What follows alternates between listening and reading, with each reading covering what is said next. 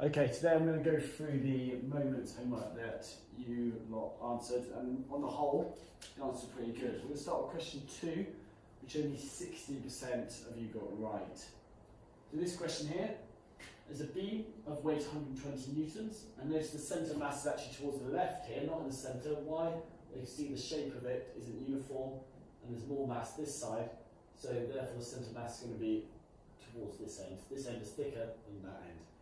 Anyway, let's start aside. Beam is kept in equilibrium by a force F. We need to find that force. Right, you can simplify this too, thinking about it like this. There's a pivot, always locate the pivot first of all. There's the pivot. There's a force acting down, the weight, and that's equal to 120 newtons. And you've got a force acting up over here. Remember, this is in equilibrium, so the moments are equal. So the anti-clockwise moment is going to equal the clockwise moment. Let's now calculate that. So let's think about this moment first of all, going anti-clockwise. That's going to be a distance of 20 centimetres, as you can see there, times by the force, 120.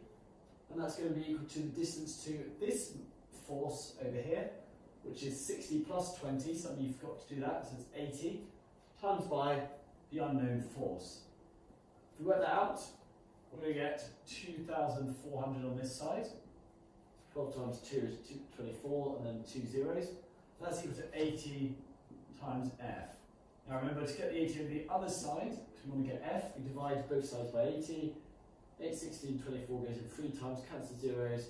So you can see it's going to be A, 30 newtons. Okay, you just type into calculator to find that one there. Okay, let's look at the next one down.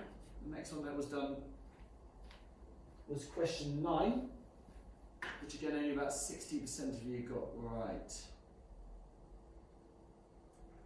This one here, it's asking where is the centre of mass of this object. Now, it says the truck does not fall over. We wouldn't write that unless it's important. Remember, if something doesn't fall over, then it's because the centre of mass is within the base. At the moment, my centre of mass, which is somewhere about here, is within the base of my feet. I'm stable. If it leaves my feet, I'm going to topple. So there must be the centre of mass which is within the base. Well, the base is from there to there. That is the base, there to there. So the only one that it could be is B. Otherwise, the object would have toppled over. Right, next one was question 10.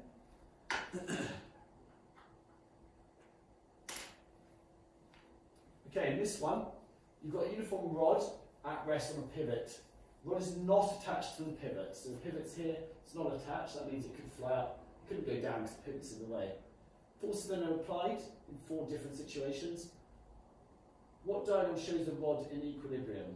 Well, a lot of you went for C. This can't be an equilibrium, no. If you think about the moments, this is creating a clockwise moment. Remember, clockwise, imagine the clock face here on the pivot, the clock hand's going that way. This is clockwise. And if you think this one is also going clockwise, so we've got 2 forces creating 2 moments that are acting in the clockwise direction. That's going to cause this to spin around like that in a clockwise direction. Likewise, this one, well, that is a anti-clockwise moment, and that's a clockwise moment, so they cancel out. Then we still got this one, so that's going to fit that way. Most of you didn't go for that one, so that's good. Let's look at these 2. In this case, yes, the moments are balanced. We've got 2 clockwise, so we've got an anti-clockwise and a clockwise moment which are equal, but the forces aren't balanced. So that rod would fly up into the air, 200 newtons resultant force. Now the same thing would happen here if there wasn't a pivot, but there is a pivot, so it can't move down, so that one must be the rod that's in equilibrium. Okay, so the answer is A. Question 12. Oh, this was the killer question. 48% of you got this right, so less than half. So, in which diagram is the turning effect the greatest? Okay, the forces F are equal, that's important.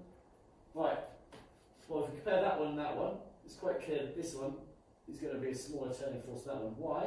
Remember, the turning force is a moment, is the force times the distance from the pivot. So remember the equation, moment, my pen's rubbish, oh yes, equals force times distance from pivot, perpendicular distance from pivot, you should say in the exam. Just for short, I'm going to write it in short there. So small distance means small moment. So this one, D, is going to be greater. Oh no, I made a mistake here. what do you notice? Well, one's acting clockwise, one's acting anti-clockwise, because they're either side of the pivot, and the same distance, so actually it's going to create an overall net moment of 0. Likewise, this one, this is the same distance, this is acting one way round, this is acting the other way round, so therefore the moment's going to cancel. So actually both of these have 0, so you can rule those two out because they've got 0 moment. This one here, you can see that we've got this one acting one way round, that's anti-clockwise if we measure the clock face like this. This one's acting anti-clockwise, and so is this one. They're both acting anti-clockwise round, like this, the pivot. So actually we're going to create an even larger moment. Whereas this one here, although they both go the same way, this is where it tricked you, mostly went for this one, but as you can see this distance is shorter. Again, they're both moments in the same direction, but that one would actually be, this one would be smaller than that. And if you compare it to this one, see this is going to have a greater moment acting around the pivot. So the answer in this case is A. Okay, slightly tricky one there. Right, let's have a look at the next one. That was question 12. Question 13, 17 and 18. So 13 next. Right, this one here. What's the best estimate for the weight? Well, some of you need to be careful because actually you'll get confused which side was which. This is the object which we do not know the weight of, and these are the weights that we're putting in. So when we put these ones in, which adds up to 0.27, okay, if we add those up, 0.27, it tips slightly on the left side. So that means the object must be heavier, so the same distance, so this is creating a bigger moment, so it must mean it has a bigger force. So this side comes down because this side is heavier. So at the moment we know that it's going to be heavier than that. So it's heavier than 0.27 newtons.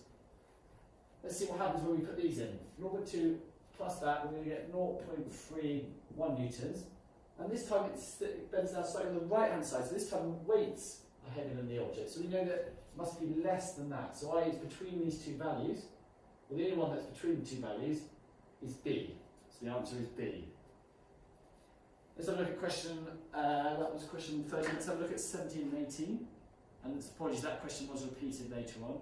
Actually, yeah, see there, question 18. So we're not going to do that one, that's the same as that one we just did. You got it wrong once, you got it wrong twice. Let's look at question 17. Weigh a baby. Could just put them on a scale, or you, if you're a physicist, you come up with this contraption here, which looks much more fun. Now, it says at equilibrium, the pivot is nearer to the weight W. So note, this is in equilibrium. That means it's balanced.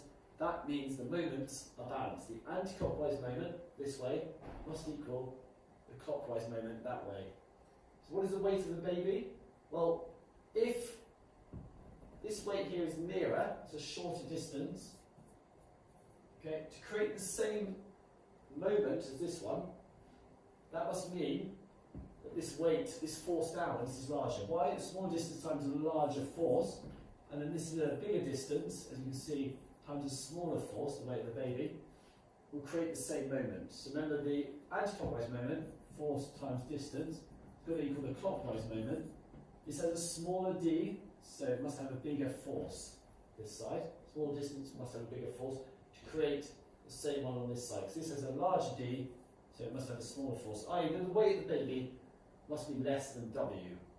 If it wasn't, if they had the same weight, this would be a larger distance, bigger weight. This means it would tilt around this way. It wouldn't be in equilibrium.